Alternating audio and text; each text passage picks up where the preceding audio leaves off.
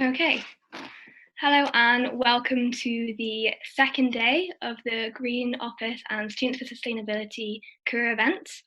We had an amazing day yesterday and we're equally as excited for the group of guests that we're welcoming today.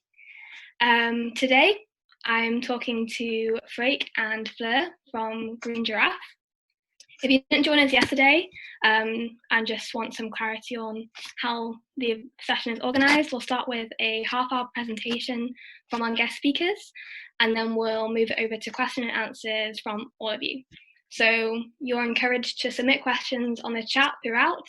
I know that Freek and Fleur were going to be watching the chat anyway, and if it seemed like a good opportunity to answer your questions during the presentation, they'll also do that. But otherwise, submit any questions on the chat, and then we'll have about 10 to 15 minutes at the end of the presentation to go through those questions. So without further ado, I will pass it over to Freek and Fleur from GreenGiraffe. Thank you very much, Hazel, for the introduction. I will quickly share my screen, and I think then we can get started.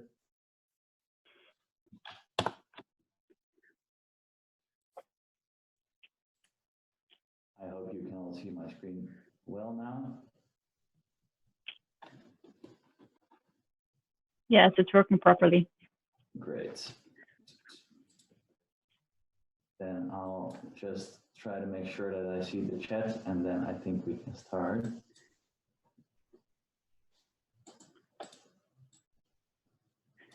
I'll start with introducing myself, Freek, while you... Perfect, yeah.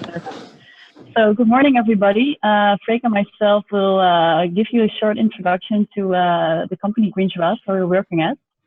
So my name is Fleur van der Wolfsaar. I joined GreenGiraffe 5 years ago as an intern. Prior to that, I did a bachelor in biology, and after that, a research master in science and business management. And as part of that master, I did my master thesis at GreenGiraffe. And since then, I've been working there. So I've been working on different types of technologies, onshore, offshore, and solar, and also different types of services that we offer within GreenGiraffe. So debt raising, mergers and acquisitions, and tenders. So yeah, that's briefly what I've done last couple of years with GreenGiraffe. All right. Well, I only joined this January, so I'm fairly new at the company. I've almost managed to work longer from home than at the office, but that date is coming quickly. Before this, I studied at the Delft University of Technology, specifically at the Faculty of Technology, Policy and Management, where I already did a lot in the renewable energy.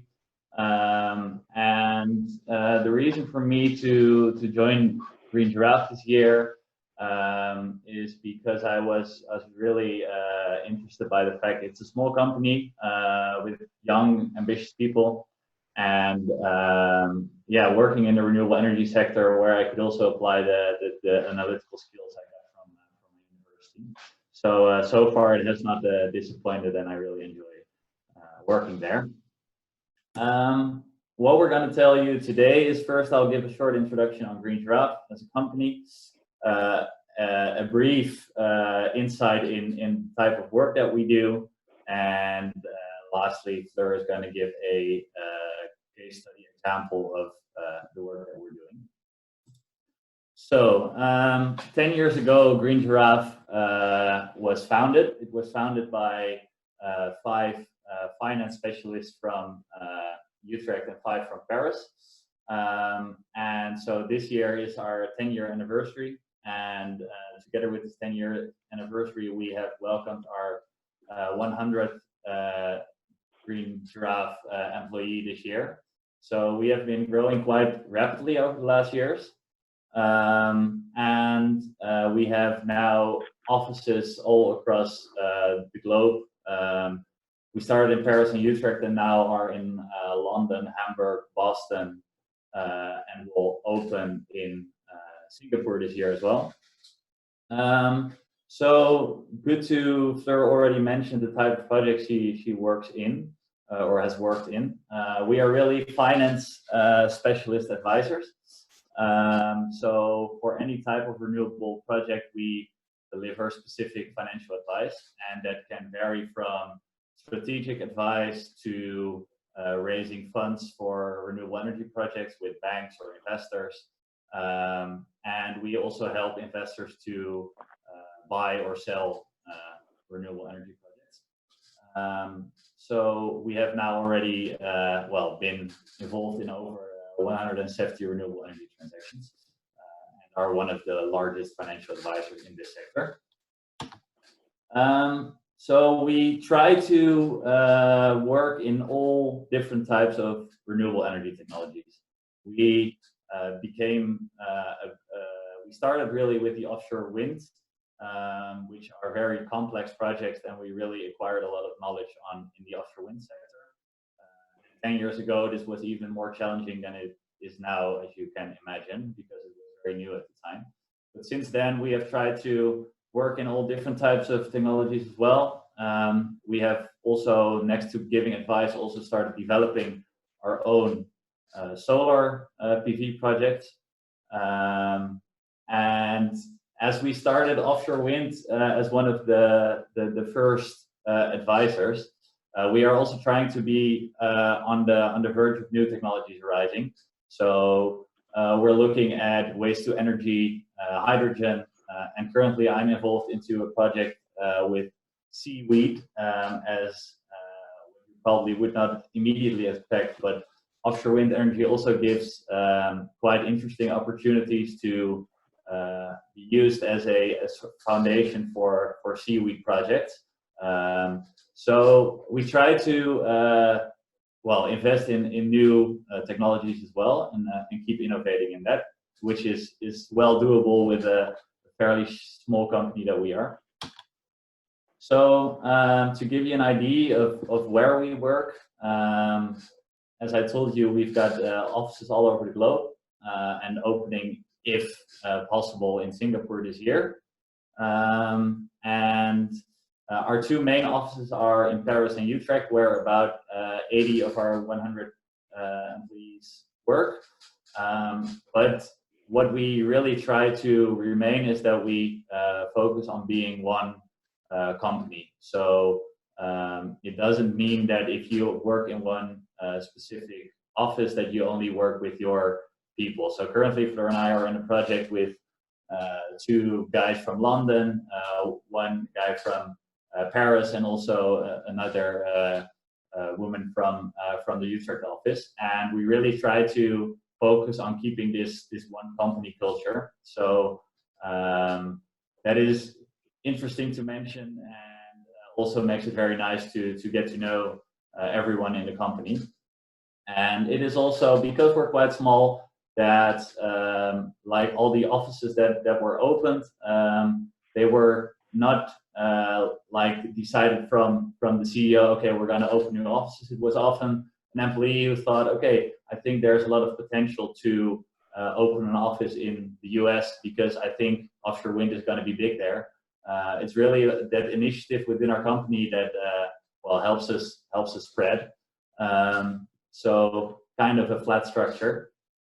And like I said, even though we're international, we try to really get to know everyone.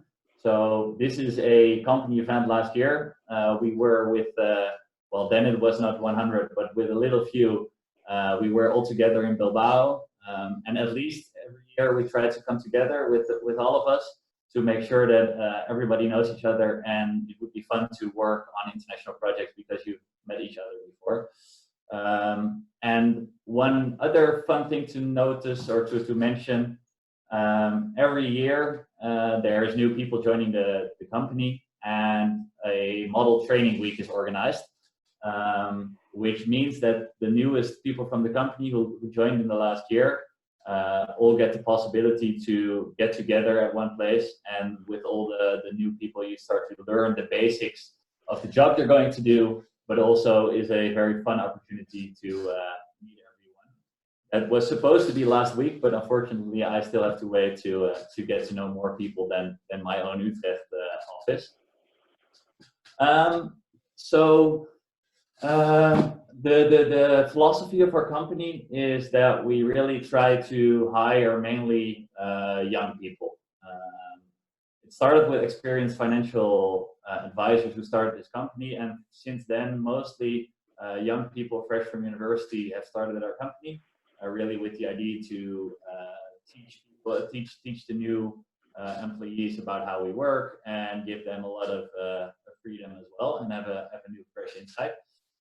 So that means that we're now with an average age of 30 years old actually in our company, which is very young, so to say. And are still hiring during these days. It goes a little bit slower, but if you would be interested, there are still vacancies open at our website. And if you've got any questions relating to that, please feel free to ask after this presentation, or you can also send an email to career@greenGiraffe.eu. So let me tell you a bit about what we do. There will be quite some technical slides in the next few slides, but I'll try to tell you a bit high over what we do with renewable energy and project finance. So here you see a graph of the energy sector and the installments or the amount of annually installed capacity in the energy sector. And what you can see here is that the renewable energy share is increasing rapidly over the last years and is expected to keep increasing. We are seeing that 90% of the annual installed capacity comes from renewable energy now in the energy sector, which is in Europe, to be clear. Unfortunately, in countries as in China, that doesn't go that rapidly yet.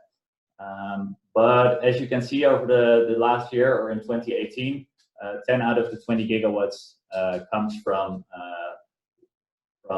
onshore and offshore wind, which is the sector we mainly are active in. And to give you some idea of where this wind energy comes from, about 99% of all offshore wind in Europe comes from 5 countries, which is the UK, Germany, Denmark, Belgium, and the Netherlands. And especially in the UK, this is very big, the offshore wind sector, which is quite logical, seeing how much sea there is in the UK. And what is interesting with working in different countries is that also governments have very different ways of subsidizing this different type of technologies. In the Netherlands, you see now that the offshore wind doesn't get subsidy anymore. We're working on 0 subsidy schemes. But for example, in Denmark or in the UK, there's different schemes where there's a fixed electricity price, and the investor of the offshore wind farm gets a fixed price of electricity for everything that it produces, which is different than in the Netherlands, and also requires different financial structures, which is where we come in. So in this slide, don't get spooked too much by all the things you see, but this slide shows the complexity of a typical offshore wind project. And it is we as financial advisors who are primarily responsible for the financing of a project.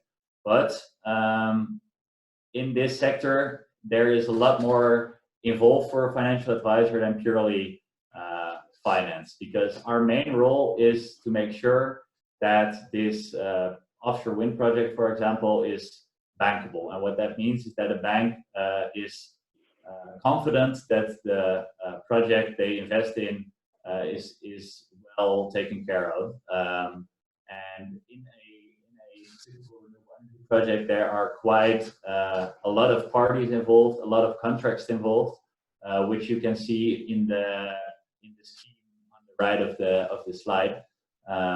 For example, to say an offshore wind farm, it has a different supplier of the turbine. Then there's a different contractor coming in that supplies the foundation and does the construction. But then again, it also has to be connected to the grid, which is also a different type of contract, a different type of contractor.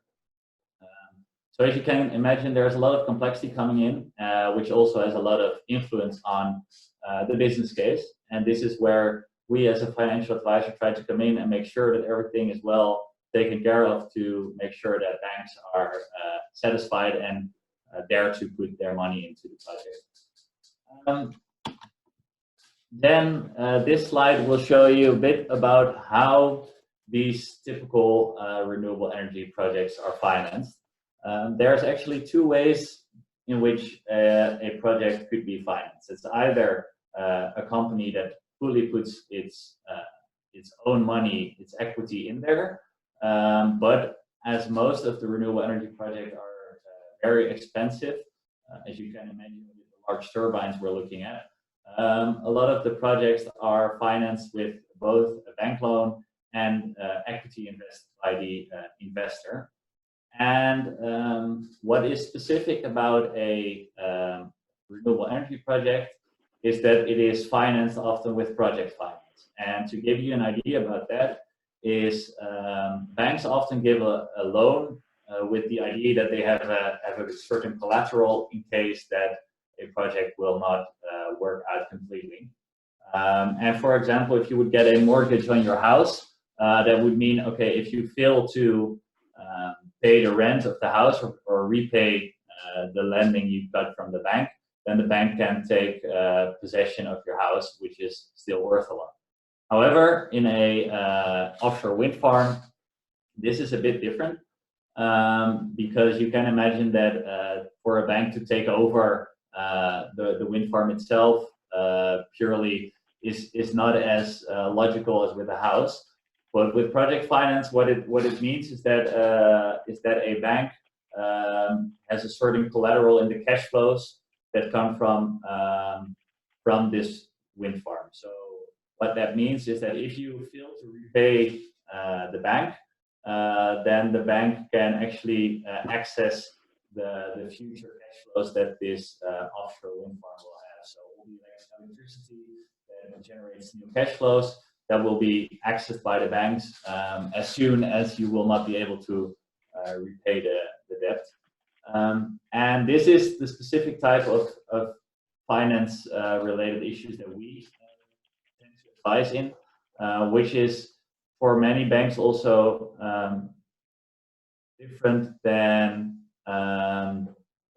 it's very different from what they normally do, and that's why we often come in as an advisor. This is a very short introduction on what we do. Please feel free to ask any questions, but I will not go into much more depth. I would like to give the word to Fleur to give a practical example about how we do our work. Okay, I think sometimes when you move your head, the volume goes a bit down. So I'll try to keep my head straight. I hope that it works better. Let me know when you don't hear me anymore, because it will be pity if you only hear half of what I'm saying. So to summarize what Freek was telling, for those who didn't really got everything. So typically project finance is not required for offshore wind projects because they are very complex projects with a lot of different players. And the amount of cost is very high, so not all parties have the ability to finance that themselves. So project finance is a way to have banks involved as well. And the key thing about project finance to remember is that rather than having an asset that is worth a lot of money that the banks have as a security, they finance it on the cash flows that the project will be generating. So banks really need to understand the risks of a project in order to be comfortable with the project, because these revenues will come over 20 years. So it's important for banks to understand the risks. So it's important for us as advisors that we make sure that the banks understand the project. So to get a bit less theoretical and just come with an actual example, I see the questions on vacancies and internships. We come back to that during the Q&A, don't worry, I've noted them. So Freek and I are currently working on a project together, but we can't disclose that one. So we decided to pick an old one, the one that I previously worked on, which is Windpark Friesland, Faye, can you go to the next slide? Thanks. So this is a typical project where we worked on. Wind Park Friesland is going to be the biggest wind park on the lake, because normally in offshore you think of the sea, but this is in the IJsselmeer. So it's not really deep, but still it's in the water. They have been developing this project for over 10 years, and then they needed the financing to be arranged. So they hired us. So at that time, the key features of this project were that it was going to be built in the IJsselmeer. It's going to be a total capacity of 383 megawatts. So to make that a bit more tangible, that means that 500,000 households can be provided with electricity. We reached financial close in 2019. So that means last year, and financial close is really the key date that we're working on, because that means that the financing is arranged and that the construction of a project can actually start. So to give a bit of an idea, so we started with this project. Can you go to the next slide? Thanks. So we were hired, and then first thing we need to do is think about, all right, what is the structure of the project and what is necessary? So what is our mandate? And for this project, we needed to arrange equity investors and debt financing from the banks. So the equity investor was envisaged to be the province of Friesland. There were already 2 families that owned the rights of this project, and we needed to arrange the debt financing. So those were the 2 main work streams that we were working on. And normally for a debt raising, you could sort of divide our work into 3 phases. So the end goal is to have all the financing in place so that the project has the finance and can start build, because if you don't have the money, you can start construction. So the end goal is our financial close, and to get there, we have 3 phases. So to start with the first phase. The first phase is the phase where we help select the different advisors, because next to a financial advisors like us, the project also needs technical advisors, legal advisors, tax advisors, hedge advisors, because each of these advisors will have to draft a report to give their opinion on the project. For example, a technical advisor needs to say, okay, indeed, we expect that the wind will be this high. The turbines that are used are turbines that have the right certificates. The contractors that are building the project are experienced contractors. This is all necessary for the banks to understand, is this project viable? So that's the first step. And the next step is that we need to build a financial model. And that's really the core of our business. And once you start at GreenGiraffe, just like Freek, you start working on the financial model. So that means you really have to model all the structures from the different work streams. So making sure that all the costs are in there, the O&M is in there, the production is in there, and of course also the financing. So this is phase 1. Then we go to phase 2. In phase 2, the end goal is to have bank launch. And bank launch means that you will approach a group of banks with a set of information to see if they want to make an offer for this project. So to get to bank launch, all the different advisors and us will have to prepare a report, and in our case, a financial model. And the combination of these documents will be the bank launch package. So this is a very intense period. It can take for around 2 months or something, where everybody is preparing their draft report and we are preparing the financial model. But you can understand that all these work streams are interconnected. So we have to understand and check the technical report as well, and have to understand the insurance report and the tax report, because everything has to end up in the financial model and in the financing structure. So this is really interesting, because you're not only looking at the debt loan, but you're also understanding the bankability of the technical aspects. So at the end of this phase, you'll have bank launch. And that means that you will send this package that you've prepared together with the other advisors to a group of banks. So which banks are you gonna approach? Well, normally, typically, we already know which banks are interested in these type of projects. But before we actually approach them, you have the sort of informal sessions with some good relationship banks that you know very well, or that the project has some contact with, and you try to test the water a bit, saying, hey, we have this project, we are going to invite you for the bank launch process, and we think about using these and these conditions. And then the bank will respond to that, saying like, okay, that's something we're really interested in, but it seems a bit aggressive, or that's really on market, fits perfectly with our expectation. Because in this way, we know whether or not we are on and off market, and if our strategy for the financing is correct. So at the end of the phase, we have a group of banks that we think we can contact, and we share with them the bank launch package. So then we go to the last phase. So the banks have all these packages, and they have to digest a lot of information and have a lot of questions. So of course, they can ask the questions and we can answer them. And then at the end, we get the offers from the banks, and these offers say, yes, we can provide a loan with these and these conditions. And then from all those offers, we pick the right group of banks, or one bank in some cases, to really go to the final stage of discussing the finance documents. So for this project, like maybe you can go to the last slide. We went through those 3 phases, and we ended up with a banking group of 10 different banks. So in the end, the only thing we need to do is with all the banks is discuss the financing documentation. So sort of when you are going to buy a house, you have to have a contract with the bank. It's the same for a project. But you can imagine that this is a bit of a tough discussion because there are 10 banks at the table. So normally one bank is taking the role of negotiation and does it on behalf of the other banks. So in the end, we have a group of banks, we have the finance documentation, and then we are at financial close. So normally when it's not a Corona time, it means that everybody comes together in a room. We have all the contracts laid out, which state the financing. So how much is going to be financed by the banks and under which conditions, and everybody can sign the pages. And when that is done, the project has access to the necessary funding to start the construction. And that's typically when our work is done and when the project can really start construction and afterwards can start operation. So for this project, we did the lenders and on the side also the equity, so the province of Friesland. But I won't go into that because we don't have the time for that today. But just to give a sort of a high overview what we do on a typical debt raising project.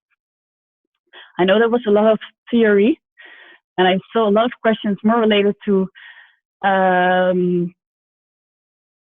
internships and on our hiring policy. So I think Hazel, you'll be the one managing the Q&A if I'm correct.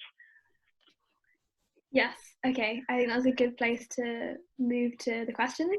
As you mentioned, there are a bunch of questions about internships. Yeah. So I think that's a good place to start, which is, are there internships available? And I think both that and are there internships available for people who necessarily don't have a background in finance? That's a good question. So first of all, to start with general internships. So we don't have a very strict policy because obviously I started as an intern, and there were some other interns, but typically, no, we don't have internships unless you have a very good proposal, a strong resume, and it's the idea that you want to actually work in the end at GreenGiraffe. So you're not there just for a few months to do research and then leave to go back to studying. So there are exceptions, but in general, we don't offer internships unless it's a special occasion. And then maybe getting back to the questions on what kind of background is interesting. So previously we had like a lot of different backgrounds joining GreenGiraffe. Obviously myself, I have a mixture. I have a bit of finance, but also biology.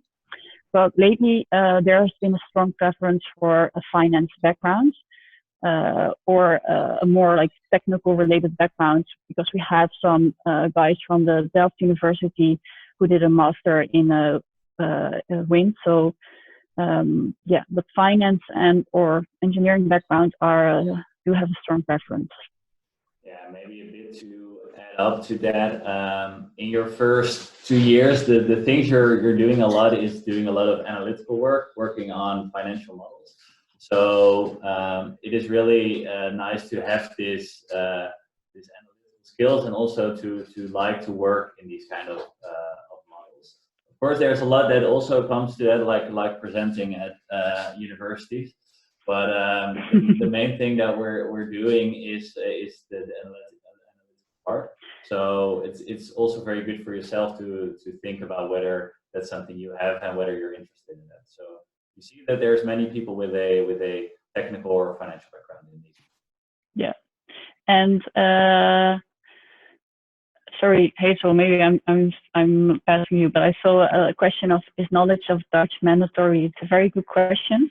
No, it's not mandatory. We have colleagues that are from other countries as well, and it's not mandatory to speak Dutch, but if you want to, for example, work at the Utrecht office or the French office, you have to be interested in learning the local language. So for example, if I say I want to move to Paris and work in the Paris office, it's okay, but I have to start learning French. I see it as an upside because we speak a lot of English in the office, but it's also cool to be part of sometimes these small inside jokes which are in Dutch. So in general, it's okay to start without speaking Dutch, but the colleagues who did that did start learning Dutch. So I hope that's sufficient for your answer. To give a very specific answer to that, I was talking to our responsible person in HR yesterday, and she was saying, okay, we are aiming that the person that starts working here reach a level of B1 in Dutch. So that is something to be aware of. But we are a very international company, so we are also very open to non-Dutch people. Okay, I think that's a very reasonable answer. We also have a question about what opportunities there are for growth and promotion at Green Giraffe. I think adding on to that, you mentioned how Green Giraffe is a very international company. Is there opportunity to also move internationally within Green Giraffe? Yes, and that's very much supported actually. That it's a lot of it's very regular that people move from one office to another.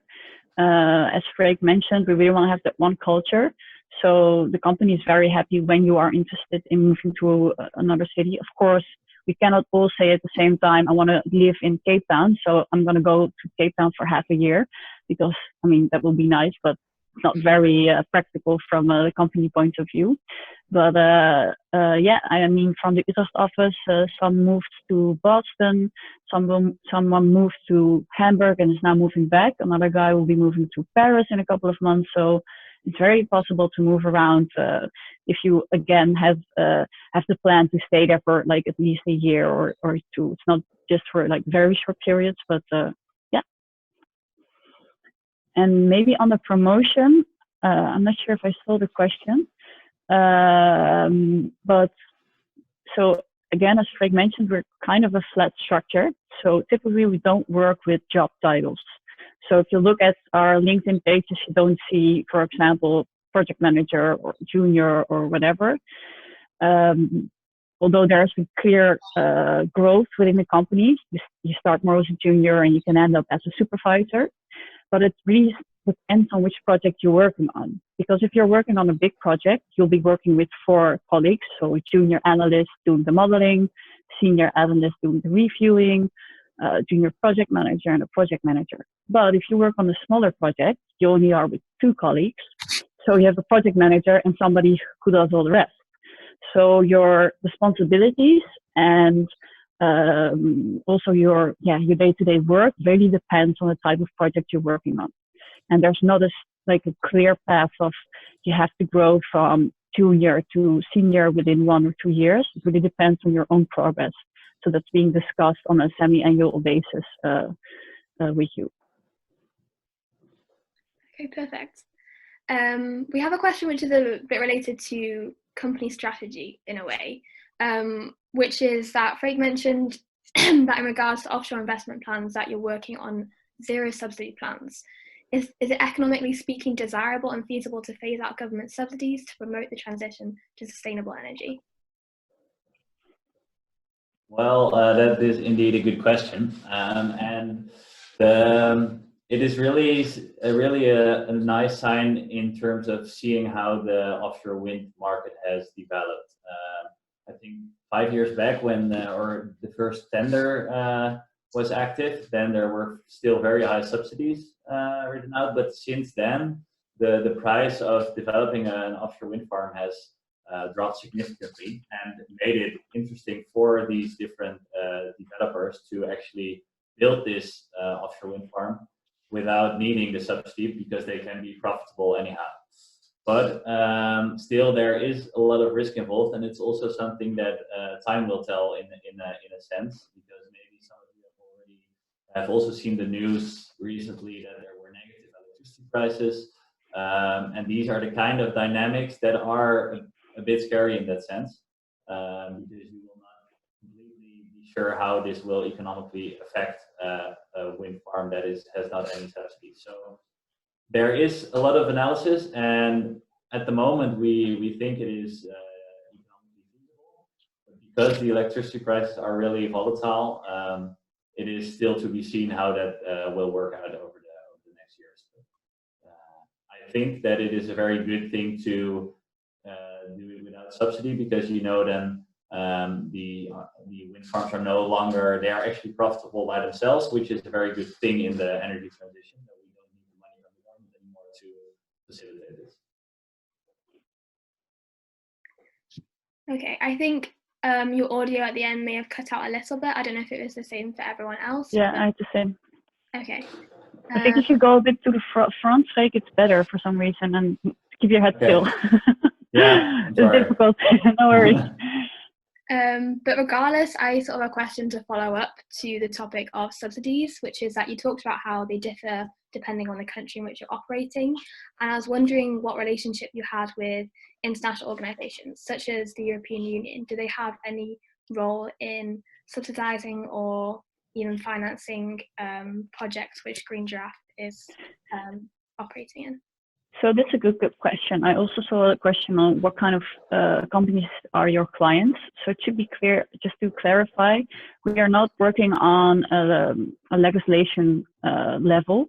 We're really, for example, our clients are developers or utilities that are trying to develop a project or want to participate in a tender to earn the right for a project.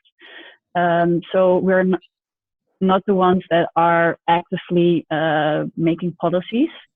But we are, of course, working a lot with those policies, because we need to understand what are the rules for a tender, what are the rules for supplying for a certain support in each of the different countries. So we do have a lot of connection with the big organizations, but our typical clients are developers or utilities. But also contractors, for example, that want to have a better view on their tender capability. So it's quite diverse, but it's really like we do strategy mandates as well, but we're really financial advisors.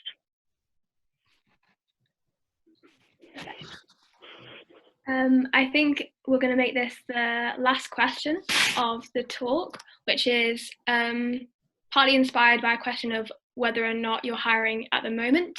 And I was going to say, given the current climate, there have been many calls from people in general that, in a way, this is an opportunity to consider what kind of society you want to move into after we've got past this, which is, have you seen, and one of those factors is investing in renewable energy and making sure that's our primary focus in our future economy. So I was going to ask, have you seen any indication of this from governments or from investors, and what is your anticipation and expectation for how renewable energy and your job roles will develop in the future? So based on the current system with the corona, or just in general? Partly, what is your current situation like? That's also a question, and how you're currently operating. But also, do you have any greater inspiration to sort of work in this sector in the future? Because we're talking about how this is a really important thing to focus on. So just an update, we're very busy at the moment. Everybody in the company is really busy. So it's funny because we're all working from home, but we're full-time blocked. So it's a good time, because even during these strange times, these type of projects are still moving on. They're high on the agenda of all the governments, and of course, it's not as urgent on a day-to-day basis because they have to work on the corona regulations. But no, we're still working on the projects and full steam ahead. I think in general, there was this one slide that Freek showed, which was the graph of the installation capacity and how the increase in renewables is overwhelming. And if you look at the goals of the different governments only within Europe, there's so much work ahead of us, which is cool. It's only going to get better. And now the US, for example, is also picking up, not there per se on the federal state, but on the state-by-state basis. They are getting more and more interested in developing regulations similar to the EU. So I'm very optimistic on the amount of work that lies ahead of us to participate in these targets. Okay, I think that's a very enthusiastic and personally inspiring note to finish on. Thank you very much to both of you. I found that really interesting. And yeah, I'll talk to you in a moment.